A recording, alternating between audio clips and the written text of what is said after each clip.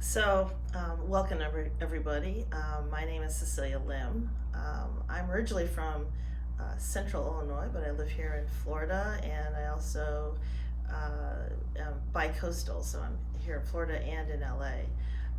But about 6 years ago, I left my corporate job here in Florida and moved to LA with my daughter. And she's an actress, and I left the guys here in Florida, and the girls went to LA. But 6 years ago, we kind of found that Asian representation in Hollywood was lacking. There aren't as many lead roles for Asian actors, and so my daughter and I went about looking to try to create content so that Hollywood would have something to put on film and TV. So we came up with this company called Kwento Comics.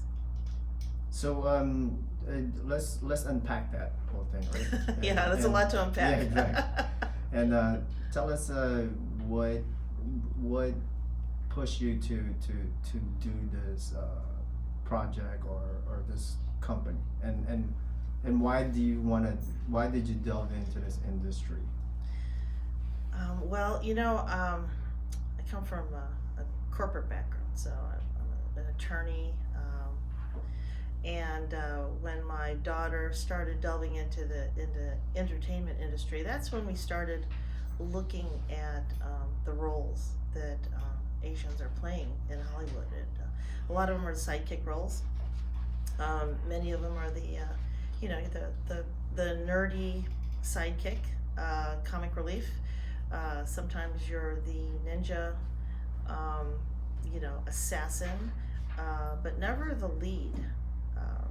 Definitely not the romantic lead. And it wasn't until you saw Crazy Rich Asians recently, and Shang-Chi and the Ten Rings, that you're actually seeing more Asian actors and roles being played. Prior to that, Joy Luck Club 20 years ago. Right, and then you started getting the aha moment, and say, hey, I gotta go ahead and push this through, or did somebody influence you, or did somebody, what is it behind it? When we went out to LA, we joined a community called Phil-Am Creative. So it's a group of Filipino Americans who are in the industry, and it's. And how long has that been around? That's been around for quite a long time. 10 years? 10 plus? Probably 10 plus years, Okay. but they're all levels and all different creatives. So you have writers, actors, directors, camera guys, you name it, stunt people. And it was there where, talking with everybody, we found out that the content was lacking. It wasn't that there wasn't the talent. The talent's definitely there, but the stories weren't there.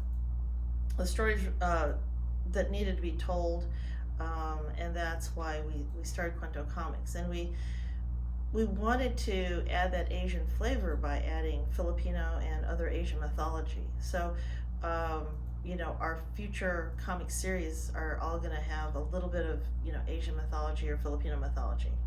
Right. And can you explain the definition of Kwento? Kwento means story. All right, awesome. Yeah, and it's spelled Kwento. Okay. And why did you name the magazine, the comic book into that? Well, I mean, it's what we do.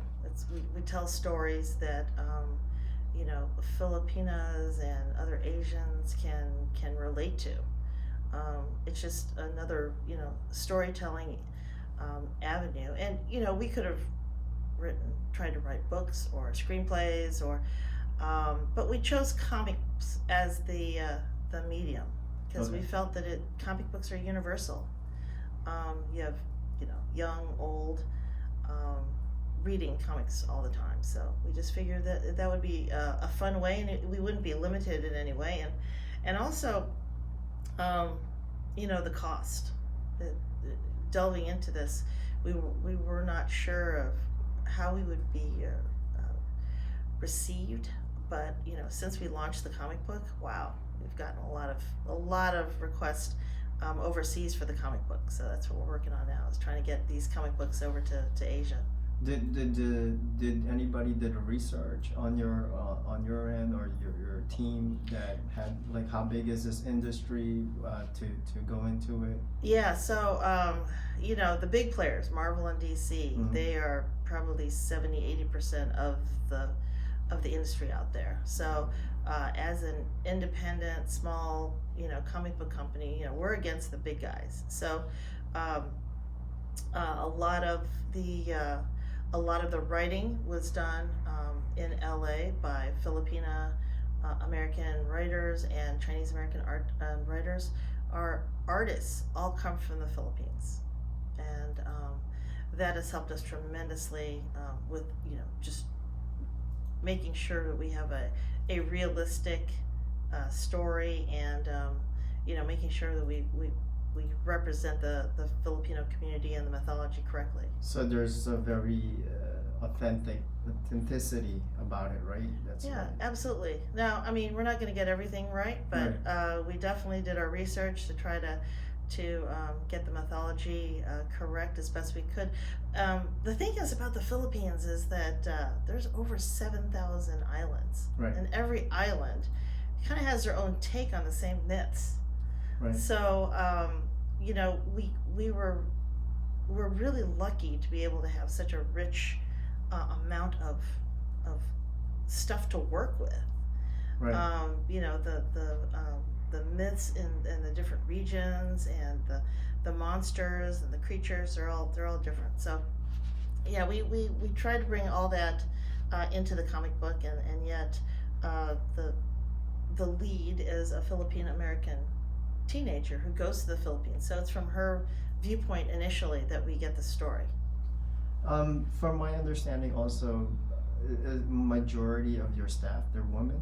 Is that Absolutely, all of them. awesome? We're all female, all Asian. Okay. Then why did you? Was there anybody else like besides women that tried to apply, or you at this time you just that's what the team and you decided to start with? Yeah, that's a good question. We definitely wanted to keep it all female, all Asian. It's we wanted to be known for that. It's our brand. The comic book industry is very, very male dominated, and we wanted to have a different take on the writing. We wanted to have a different take on the artwork. So, you know, our characters are drawn differently than maybe a male would. So yeah, we definitely consciously wanted to keep it all female and with that Asian flavor. Great, great. And then how did you handpick the staff or all the female? How did you go about that? Like, where did you seek them out?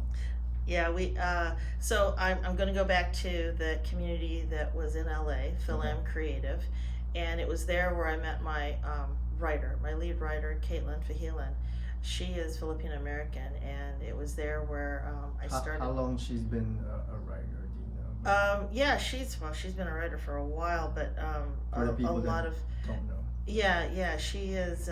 She's mainly done screenplays for film, and I approached her and I said, look, you know, I have this idea of this comic book, and kind of gave her my thoughts on where to go, and she ran with it and created this this amazing story that will probably go well into 20 issues. Wonderful. So we started with Caitlin, and from there we did a search. We went on social media. We asked around and tried to find you know, the right artist. Again, it's a male-dominated industry, so a lot of male artists out there. But we did start to find a lot of Filipina talent in the Philippines, and so we got our first artist, and then from there she introduced us to some of the other ladies that do our artwork, and it just, you know, word of mouth, really. Oh, so there was already a community behind that, and Yeah, we opened it up for people to apply. So Okay. we asked all these artists to come and give us the sample pages and give us their portfolio. And at the time when we first were looking for artists, it was not just female. It was open to anybody, but we found that the style of what we wanted, especially in how to draw and bring the story to life, it fit the female artists fit better with the story. So that's how it started. All right, so let's dive into the first. Yeah. So I don't know if you could see it there. Yep. This is our first comic series. Looks it's called great, by the way. The Mask of Halia. Yes. And the texture. I mean, if they could like literally just hold on to it and have it, I could see how well crafted it is. Yeah. Well, this is. Let me just pull up to the first page, and we Look start. Yeah. Yeah, it's very vibrant colors. Very serious. And we we start off with a few hundred years ago in the city of Cebu, and then it goes then to modern day. Yeah. So our Filipina teenager goes to the Philippines for the burial and wake of her great grandmother, and then finds that I don't want to give too many spoilers. Right, exactly. Yeah. Finds that she comes from a long line of shaman. Okay. And the story goes from there. And what's interesting about the comic book is it's not just superhero and everything. There's a lot of family dynamics, and she has an interesting relationship with her mother, and she finds this really cool older cousin of her named Isla, who starts taking her under her wing. So I think there's a little bit of everything for everybody here in this comic book. I think young and old will enjoy this story. Right. And the title, why did you put that title of it? Yeah, so the Mask of Halia. Yep. Why'd you pick that name or the title? Yeah, so Halia is a goddess. She's a lunar goddess in the Philippines. Okay. And one of the characters in the comic book is the Bakunawa, and he is she actually in the Philippine mythology you find that it's sometimes a he, sometimes a she, but the Bakunawa was a deity, and the Filipinos before believed that there was 7 moons in the sky. Halia was one of those moons. Now Bakunawa was either jealous or wanted to possess the beauty of the moons, the moon gods and goddesses, and Bakunawa started to eat the moons one by one until the creator god said, "Hey, Bakunawa, you can't be doing that," and punished Bakunawa to stay in that serpent form.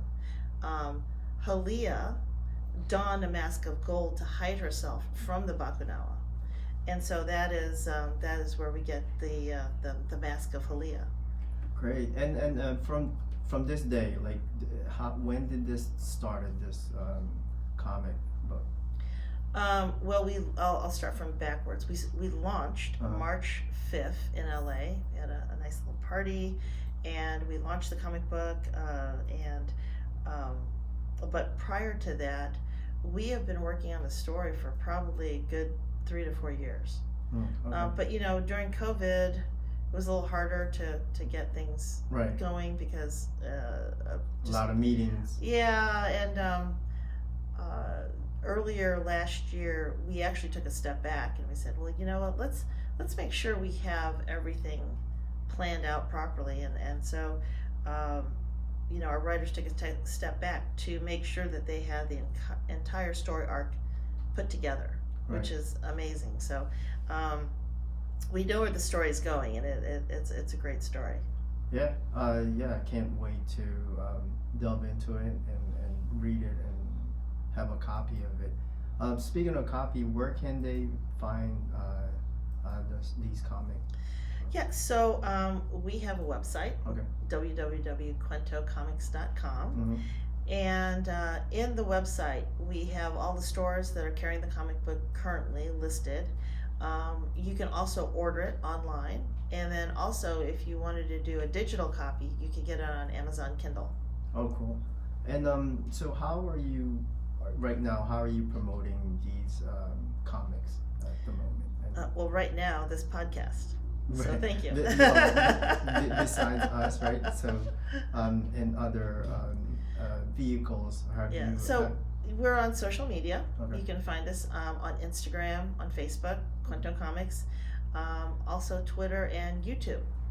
Okay. So we've been again, I really felt that an organic growth Right. is the best. Word of mouth. Going to Comic Cons. So we'll be going to several Comic Cons this year. Okay. The first one is going to be in Miami. Yep. In July, called Florida SuperCon. Oh, great.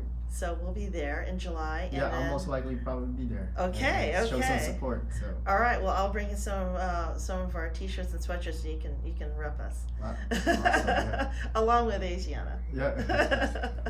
Looking forward to it. And then in August we'll be at the Chicago Comic Con. That's called C2E2. Mm-hmm. And then finally we will be in Long Beach for the Long Beach Comic Con. Great.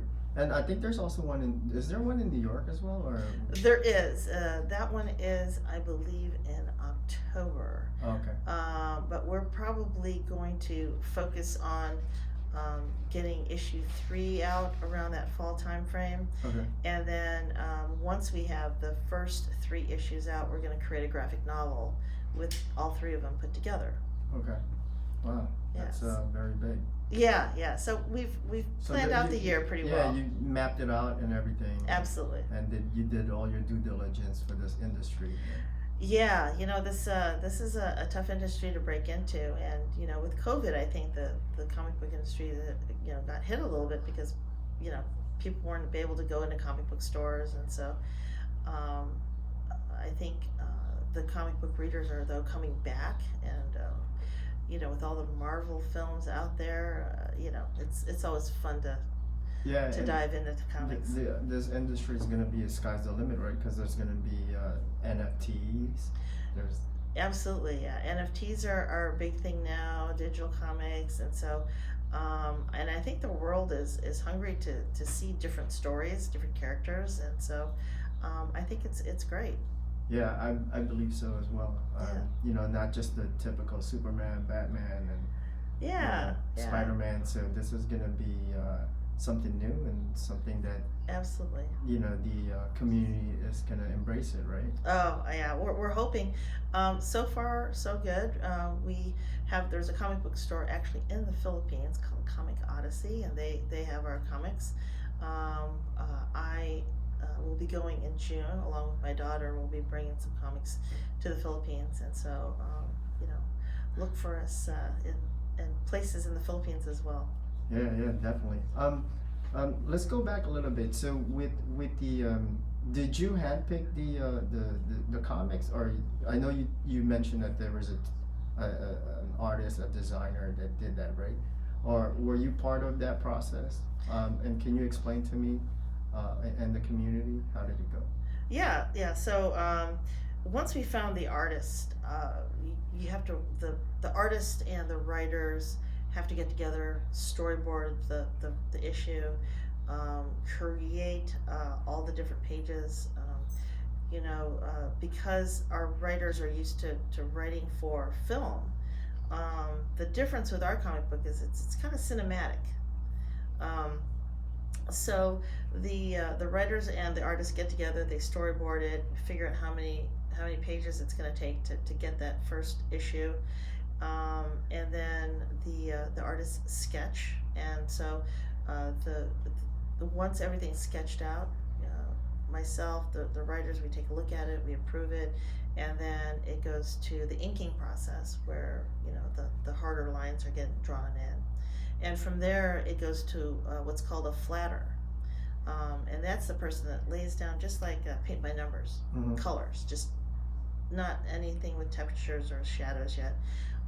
Once the flatter is done with it, then it goes to the colorist, and the colorist puts in all the different textures and shading and lighting, and then after that it goes to the letterer. And at every stage of the process, we're looking at it. So my editor writer Jen, she's in charge of approving all the different steps that I've mentioned to you. The other thing that we've done, and that I totally love, is that we want to continue to support different artists in the Philippines. So every cover has a different cover artist. So our cover artist for the first one was Catherine Leno. She's different than the inside art, which is done by Renoida Renavia.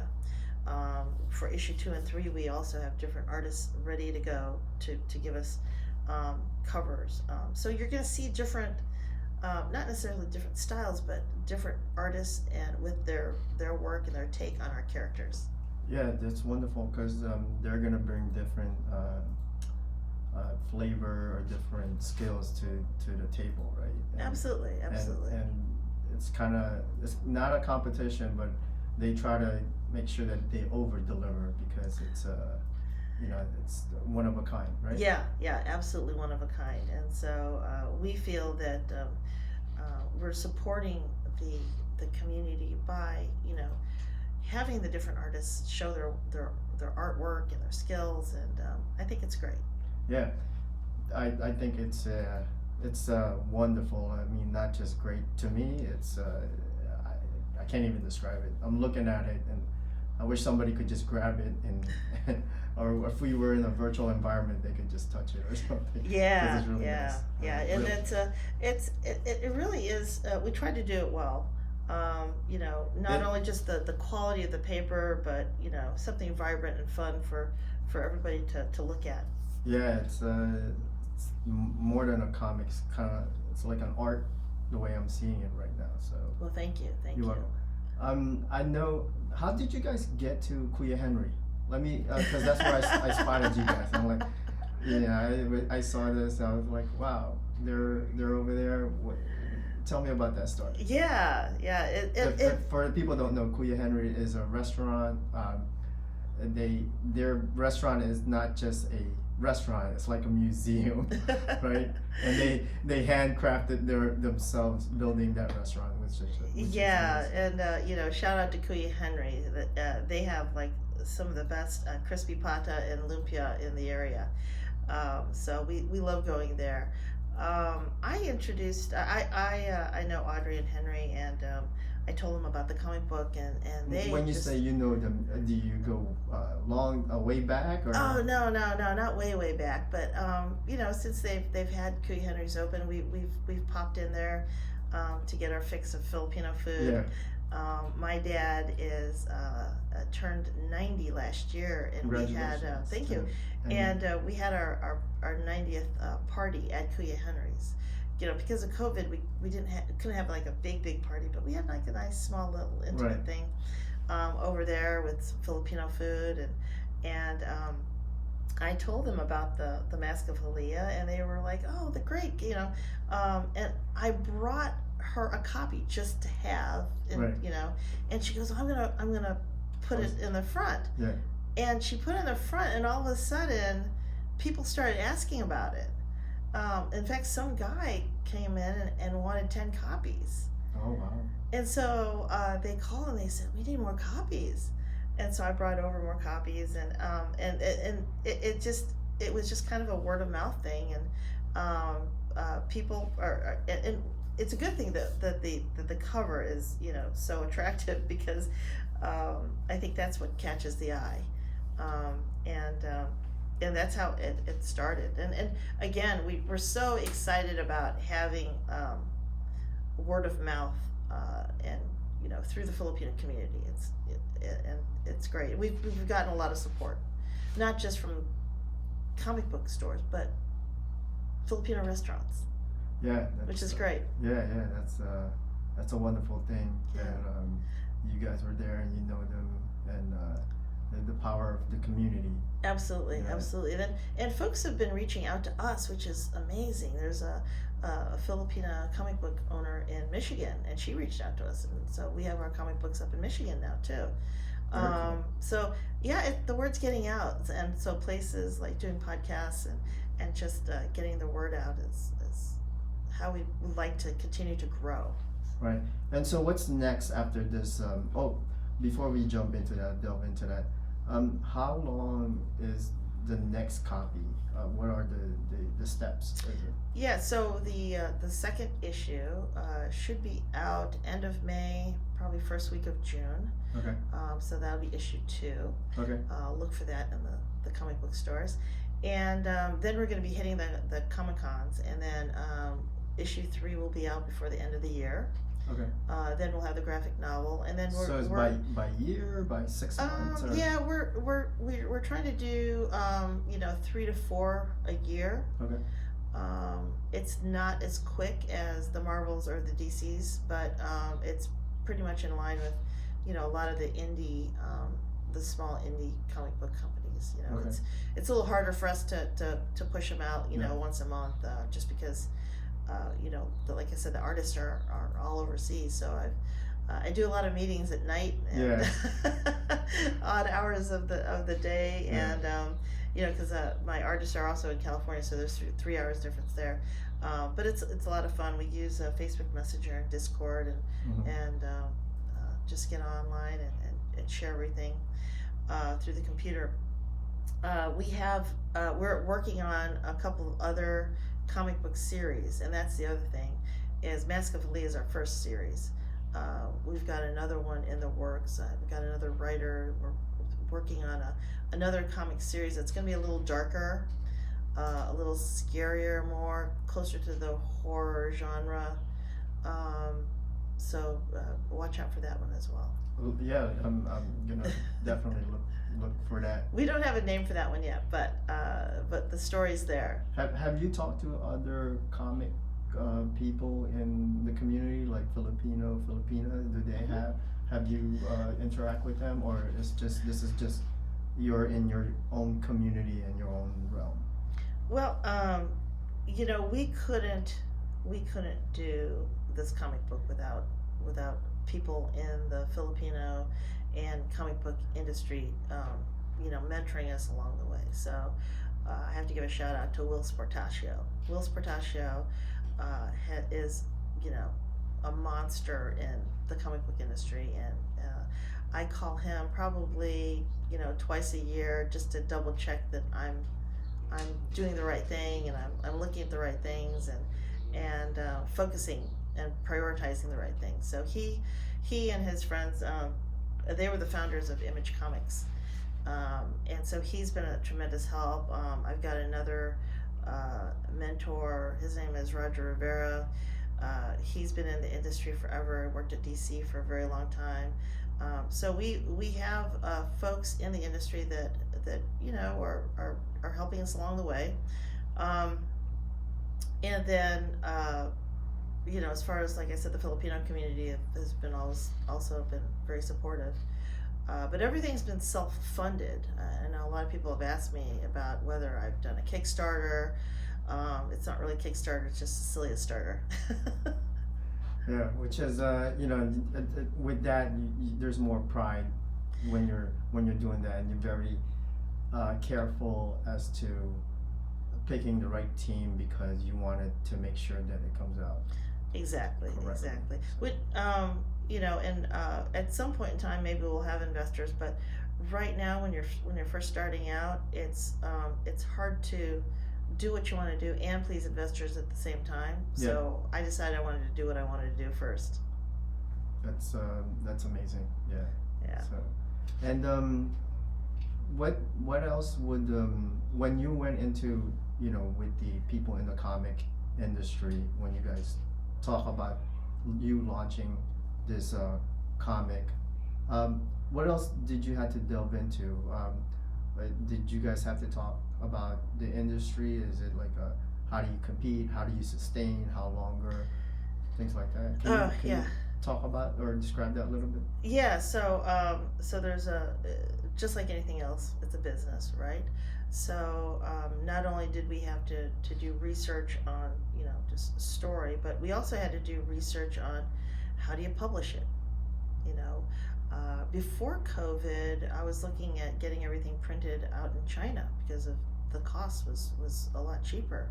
But then after COVID, and there's also, funny enough, there's a paper shortage in certain types of paper. We use a printer out of Chicago, and I went to a couple of Comic Cons. I went to MegaCon in Orlando, and talked to a couple of the indie comic book companies, and they told me who they used for a printer, and I had to price different printers, and had to figure out how to get the comic books from Chicago to Florida to LA to then to the Philippines. So there was the whole distribution of comics was something I had to research. There's a that takes time. Yeah, it does. And there's a one distributor for the comic industry, and that's Diamond Distributors, and they take in all the comics and then they distribute it to all the different comic book stores. But because of the amount of money, the percentages that's going to distributor and then the comic books, it became a little cost prohibitive. Right. So we had to make a decision amongst our team. Right. Are we going to go with a distributor that's going to help get it out, or are we going to do it old school? And we decided to do it old school. So we just went knocking on doors at different comic book stores, and every comic book company, every comic book store that we walked into, we introduced ourselves as an independent comic book company, and they looked at the comic book and they were like, "Wow, that's pretty cool." So we're actually sold out in a few of the comic book stores in LA right now, and I have to replenish, which is it's a good problem to have. Definitely a good problem. Yeah, so having to learn the whole publishing and distribution was something that we had to delve into. Yeah, and how so they were very open when you guys just walk in and introduce your comic, and there was no kicking you out and say, hey, no, and how they're putting your comics in the front shelves, or where did they position it? Yeah, so and that's a thing, I didn't know how we were going to be received. Right. But the comic industry is they're pretty friendly and pretty open. It is a competition, but I think when I've gone to the comic book stores and they've said, hey, we like what we see, and we want to put your comic book there, they usually put it in the front, or they put it with all the other indie comics, and we've done a couple of comic book signings at some of the comic book stores, particularly Comic Bug in LA. We did two signings there, and what's interesting is that these dads come in with their kids, and they see us there, and they start talking to us, and we we're interacting with the customers and fans, and people love to take a chance on something new and something different.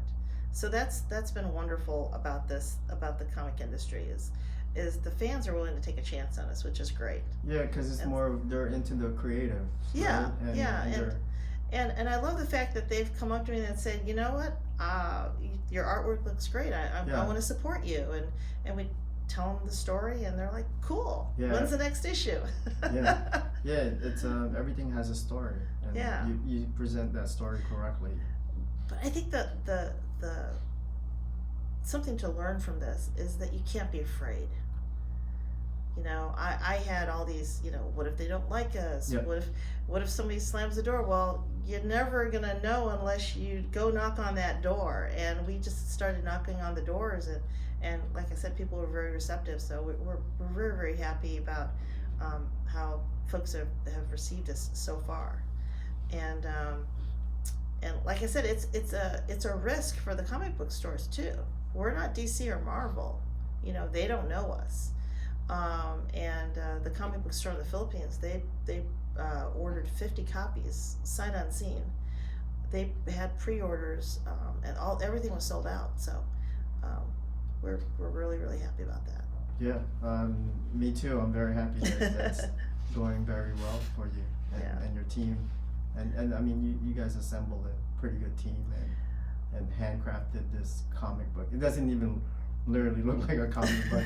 It looks like a, I don't know how would you say, like an expensive magazine or something. Oh, well, we hope so. We hope so. Yeah, I it looks hope, great. I hope everybody. And I'm not just saying that because you're my guest. I'm just literally telling you it looks great. So.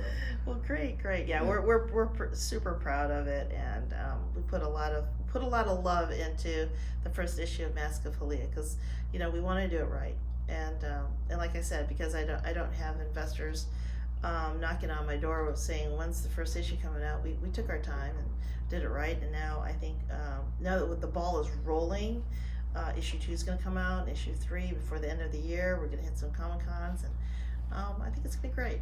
Yeah. Not to be repetitive, but when you're during the process when you started doing this comic book, being delved into the industry, there's a lot of, was it like a roller coaster for you mentally? Was it an up and down emotionally? So can you tell me about it more? Absolutely. Yeah, because the first thing is that we had a goal of putting Asian stories out, just more content out there. So that was goal number 1. Number 2, how are we going to do it? Okay, comic books. Well, I'm new to this. I don't know how to do that. My writers didn't either. So we all kind of got together, and the one thing I told my team from the get-go is we don't have to do it the way DC and Marvel did it. There is no rules. There's no rules on how to make a comic book. There's no rules on the artwork has to be a specific thing. So let's rewind it real quick. So you studied the industry with DC and Marvel, so that when you approach the experts, you'd be able to explain yourself in that matter? Yeah. So what we wanted to do is we looked at the comic book industry. We looked at the stories that were being told. We looked at how the women and the girls were being drawn, and we said, we want to be different.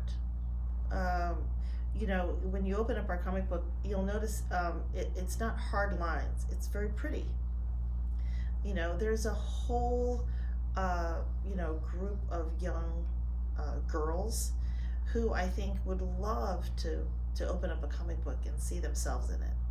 So we definitely wanted to be different, and yeah, we looked at what was out there. We went to some of the Comic Cons, and we purposely wanted to be different. Okay. Because we think that even though comic industry is a $1 billion industry, multiple $1 billion, there's still room for more kids or more people to enjoy them with maybe a different artistic style. So that's what we went for. We said, look, we're going to be different. Yeah. And I think we are. Yeah, definitely.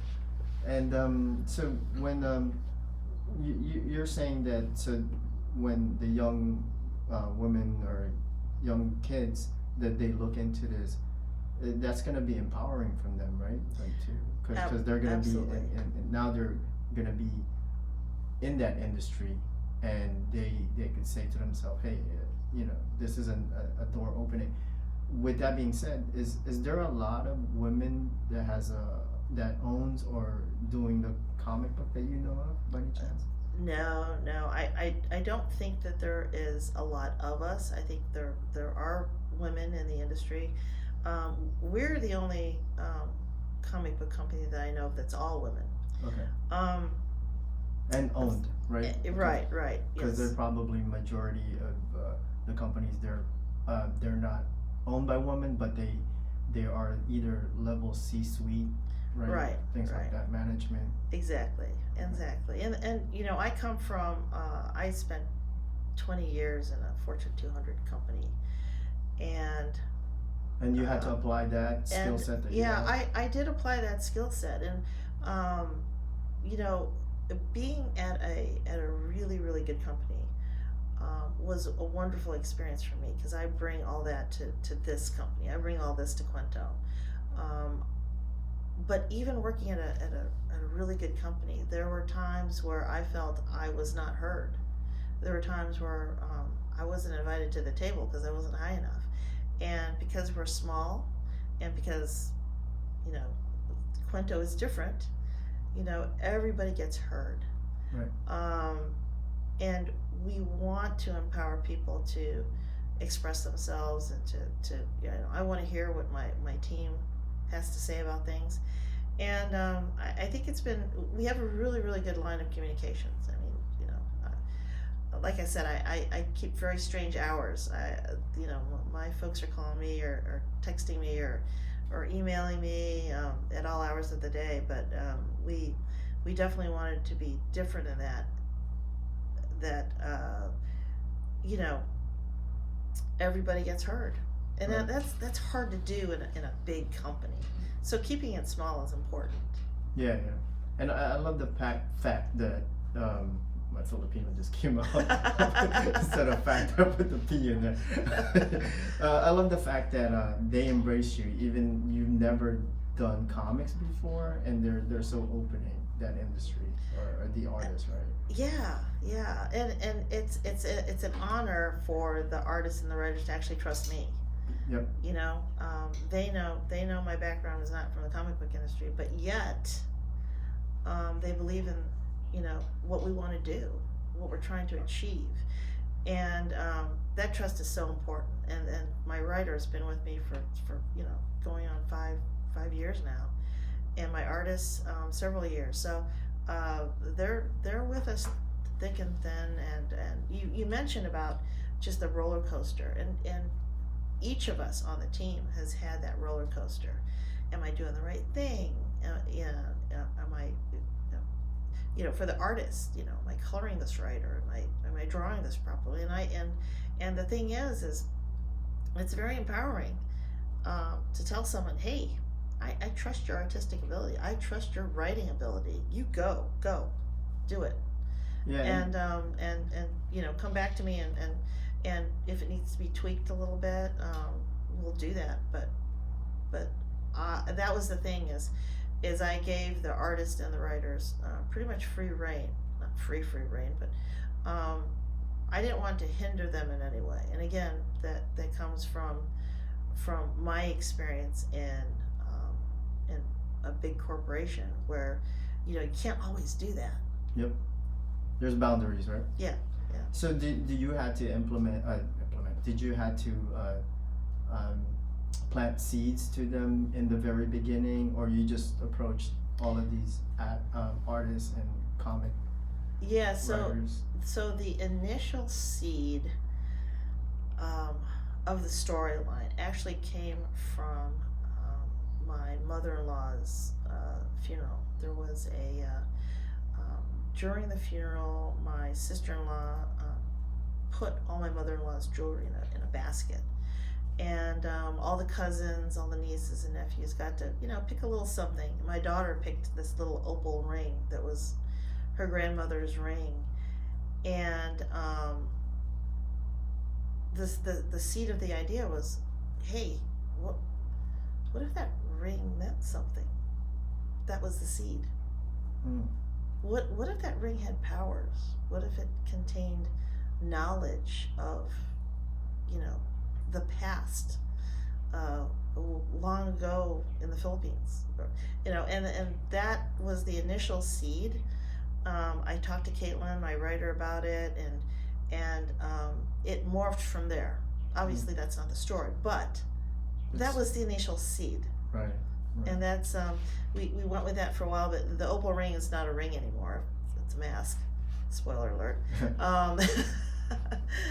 But that scene where the kids get to pick something from their Lola or great Lola is actually in the first issue. Oh wow, that's wonderful. Yeah. So. I should have never asked that question. It's okay. It's a small spoiler. Right. Yeah. So, wow. That's well. There you have it. So, you know, everyone that's watching this or listening to it, make sure that they get that copy and get that copy and make sure you read it. And yeah, so where can if they want to get a hold of you, where can they reach you? What's the easiest way? Yeah, the easiest way is I think our website actually has a little contact us, but you can reach us at hello at quentocomics.com. Can you spell the last part? Yes, so it's hello at kwento comics.com. Great. And all the information is there, like the email address. Absolutely. So the website again is Kwento Comics, KWENTO comics.com, and you can learn more about our team on the website. You can pre-order issue 2 when we do have that out, but you can order issue 1. And you can see some of the fun things that we've been doing as a team. We're going to be bringing the comic book, this is another spoiler, to different parts of the world. And so we're going to have a contest and see who can guess where in the world is the Mask of Halia. Oh, wow. Yes. So going to your website, that's going to be wonderful, because your team is basically a superhero, right? You're a bunch of superheroes, and I'd like to think so. I'd like to think so. I used to work for a company, and they used to put us a category of superheroes. I'm like, what is this? And now I know why, because everybody has their own powers and what they can do and they can bring to the table. Oh, absolutely. And that's what's so much fun from me as the creator of Kwento Comics, is gathering a team and understanding and learning about everybody's strengths and weaknesses and gelling it into a team that works. And again, I've been so blessed to have such talent on my team. Yeah, because those are important. I mean, I know there's no investors yet, but putting that to the investors in front of them, and also your customers or your fans, once they see these array of talents on your website, they're going to be fascinated, right? Yeah, I think so. Yeah. Do you also on the website there's a social media and all that they could? Absolutely. We have a Facebook page, Instagram, Twitter, all under Kwento Comics, and again YouTube as well. Great. And the last thing is, do you want to say anything before we sign out on this episode? Hopefully we could see you again. I know you're very busy, but we are looking forward to it. So.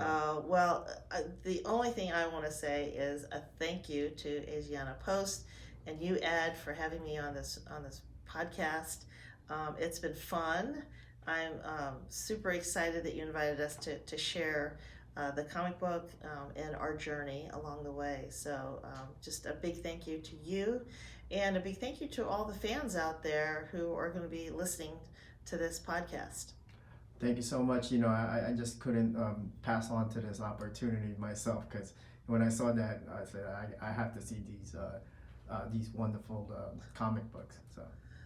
All right. Well, thanks again for having us. We so enjoy it, and we hope to see you. Visit us at the Comic-Cons, Florida, Chicago, and Long Beach. Definitely, yeah. I'm gonna be in Miami, and I'll make a lot of noise when I get there. Thank you.